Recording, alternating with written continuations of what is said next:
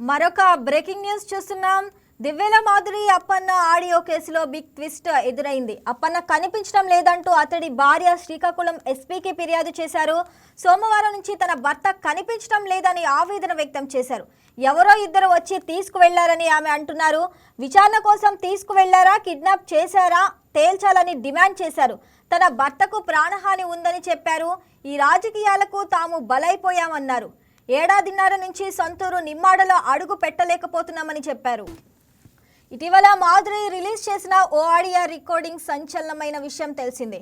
దువ్వాడ శ్రీనివాస్ అనుచరుడు అప్పన్నకు మాధురికి మధ్య సంభాషణ జరిగినట్లు అందులో ఉంది.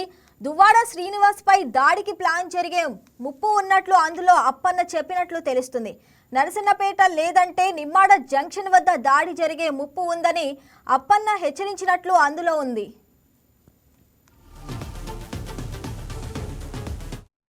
నా పేరు చంద్రకళ అండి. కింజరపు అప్పన్న మిస్సెస్ని. అయితే నా భర్త సోమవారం నుండి కనిపించడం లేదు. ఎవరో ఇద్దరు వ్యక్తులు అతన్ని తీసుకువెళ్ళారు జరిగిందంట. అంటే ఏ ప్రాంతం అంటే సోమవారం 8 నుండి 10 మధ్యలో ఇద్దరు వ్యక్తులు వచ్చి తీసుకెళ్ళడం జరిగింది. అయితే ఆ విషయం అయితే నాకు తెలియదు. నేను వైజాగ్ నుండి వస్తున్నా.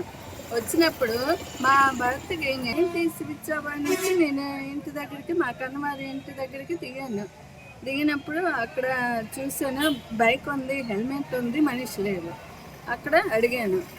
వాళ్ళు చెప్పారు, అమ్మ నీ భర్తని ఇద్దరు వ్యక్తులు తీసుకెళ్ళారు, మరి ఎందుకు నిన్ను తీసుకెళ్లారో తెలియదు, మిలేపుట్టి స్టేషన్కి వెళ్ళి కంప్లైంట్ ఇయ్యు అంటే నేను వెంటనే 6:30 ప్రాంతంలో వెళ్ళి ఇవ్వడం జరిగిందంటే నేను రాతపూర్వకంగా ఏమీ ఇవ్వలేదు. అతనికి కేవలం ఎఫ్ఐఆర్ లేదమ్మా డైరీలో నేను రాస్తున్నా అని డైరీలో రాశారు. రాసి ఏమన్నారు, గంటల వరకు నేను ఎంక్వైరీ చేస్తాను, అది ఏం జరిగిందో నేను కనుక్కొని నీకు చెప్తాను అన్నారు. ఓకే అనేసి నేను వెళ్ళిపోయి నెక్స్ట్ డే ఇంకా స్టేషన్కి వెళ్తాను అన్నప్పటికీ అక్కడ కొంతమంది అబ్బాయిలు డిస్కషన్ పెడుతున్నారు.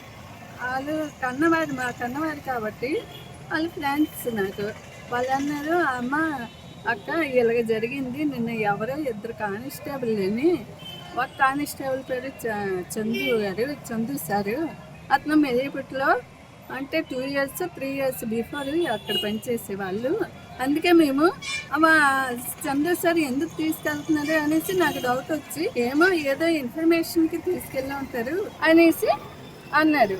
అనగానే నేను వెంటనే ఎస్ఐ సార్కి ఫోన్ చేస్తే అమ్మ నేను ఈరోజు పోదు కదా బిజీలో ఉన్నాను, తర్వాత కాల్ చెయ్యి అనేసారు. ఆ తర్వాత నేను ఊరుకున్నాను. నిన్న వెళ్ళాను.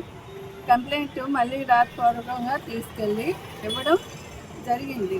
అయితే సార్ ఏమన్నారు, అమ్మ మా వాళ్ళు అయితే ఎవరు తీసుకెళ్ళలేదు, మరి ఎవరో చందు అంటున్నావో ఎవరో నాకైతే తెలియదు, కావచ్చు ఎక్కడ టెక్కల్ పోలీస్ స్టేషన్ అవ్వచ్చు, కోటబొమ్మలు అవ్వచ్చు, మరి లేకపోతే ఒడిశా వాళ్ళు కావచ్చు, అది నాకు తెలియదు.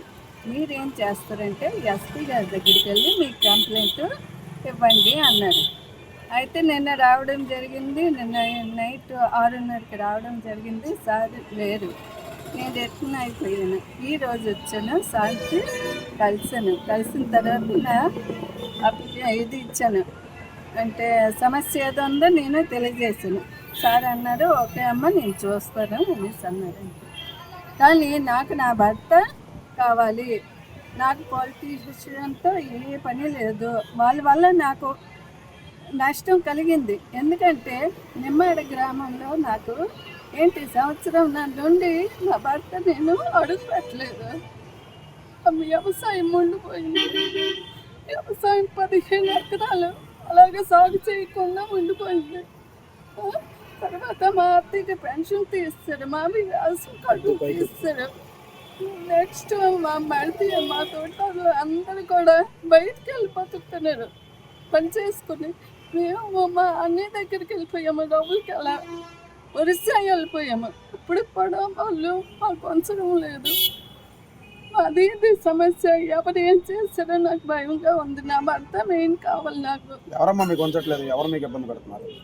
నిమ్మాడ గ్రామంలో ఈ తెలుగుదేశం పార్టీ వాళ్ళే రానివ్వడం లేదు. నెక్స్ట్ ఇతనికి ఏదైనా చేస్తారు అనేసి మేము అక్కడ ఉండి బయటకు వచ్చేయడం జరిగింది. అది అంటే ఎంత జరిగిన తర్వాత మేము ఎలా వెళ్తాం? ప్రాణహాని ఉందనేసి మేము వెళ్ళడం లేదు. 15 ఎకరాలు సాగు చేయనివ్వకుండా వచ్చేసారంటే ఏంటి మతలబు చెప్పండి. కాబట్టి ఆ భయంతో మేము నిమ్మడి వెళ్ళడం మానేసాము. మేము మా అన్నయ్య దగ్గర రౌల్కెళ్ళలో ఉంటున్నాము. అక్కడ నుండి మా కన్నవారి ఇల్లు కన్స్ట్రక్షన్ అవుతుంది కాబట్టి అతను రావడం వెళ్ళడం జరుగుతుంది. ఆ మధ్యలో ఎవరు ఎంక్వైరీ చేశారో, ఎవరు చెప్పారో అతను ఇక్కడ ఉన్నారని వెంటనే వాళ్ళు ఏదో చేస్తుంటారు అని నా అభిప్రాయం. నాకు అదే అనుమానం, రాజకీయ పరంగా ఇతనికి ఏదో చేస్తున్నారు అనేసి. అతను రాజకీయం అవ్వచ్చు, అతనికి ఏ కక్ష లేదండి, ఎవరికి ఏ అన్యాయం చేయలేదు, అందరికీ మంచి చేస్తున్నాడు.